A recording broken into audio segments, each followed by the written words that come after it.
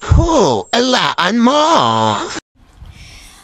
Blind Item News! Showbiz personality, nagpamalas ng kagaspangan ng ugali?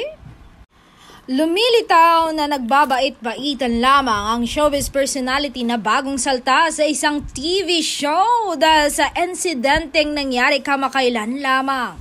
Naging bisita ang showbiz personality sa isang TV program. Nang lapitan siya ng miyembro ng production staff para kausapin tungkol sa mga ipapagawa sa kanya, iritable at mataray na sinabi ng showbiz personality na magbibihis muna siya. Nakaramdam ng panliliit ang production staff sa trato sa kanya ng showbiz personality. Sa tagal niya sa industriya, noon lamang daw siya nakaranas ng mapahiya. Saglit lamang ang kawalan ng modo na ipinamalas ng showbiz personality dahil biglang bumait ang pakikitungo niya sa production staff nang magsuot ito ng headset.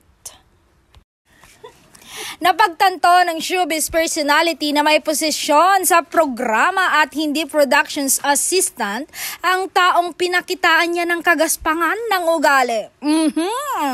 Sinich Itay.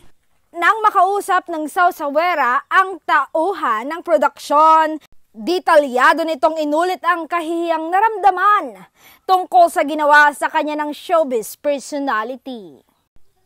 Naniniwala ang production staff na totoo ang mga negatibong balita tungkol sa showbiz personality na may papanira at mahilig mag-intrigang imahe. Minsan nang siniraan ng showbiz personality ang kapwa-artista na nagkaroon ng depresyon at pansamantalang tinalikuran ang showbiz career nang dahil sa mga pang-iintriga niya.